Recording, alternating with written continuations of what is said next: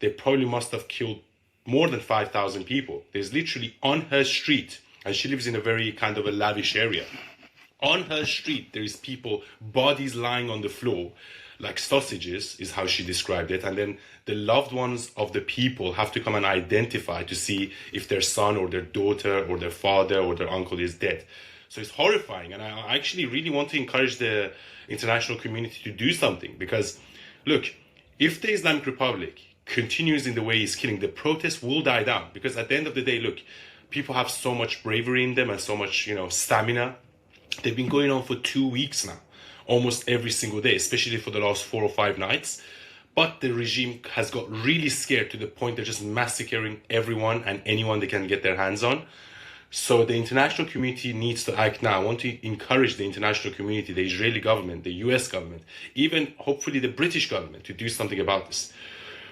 Well, it looked at the start as if the regime was going to try and make some kind of concessions. They were offering people £5 a month as if that was going to do anything to try and assuage their problems with the cost of living. The BBC, mainstream media, was originally saying this was only about the cost of living, and now we're realising that actually it's much more about the regime. And I just wondered, has the regime kind of changed its tack? It seems more now that it just wants to put these protests down. It's threatening war with Trump.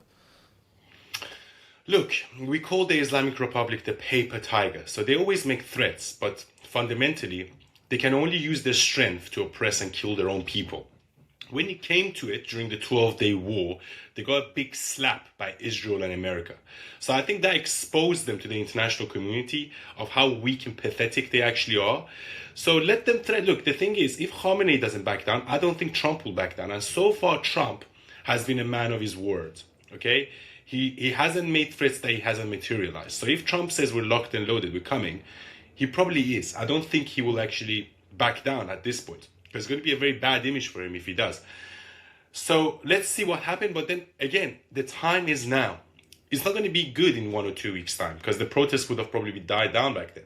And if you strike then the people, I don't know. The time is now, honestly. I think within the next 48 hours, 24 hours, today, tomorrow, it needs to happen this week. The friend that you've spoken to, is it a case that everyone they know is out on the streets? Is it a case that there's, some people that they know saying, stay home, you shouldn't be doing this? What's the kind of split among the population there that they've spoke to you about? Look, the videos will eventually come out and we will see. But I think the Islamic Republic has realized that if they don't do something about this, they will collapse because the people were just getting the job done from within because the protests were massive and they were all around the country. It wasn't just in Tehran or Mashhad, it was all around from the north to the south to the east to the west.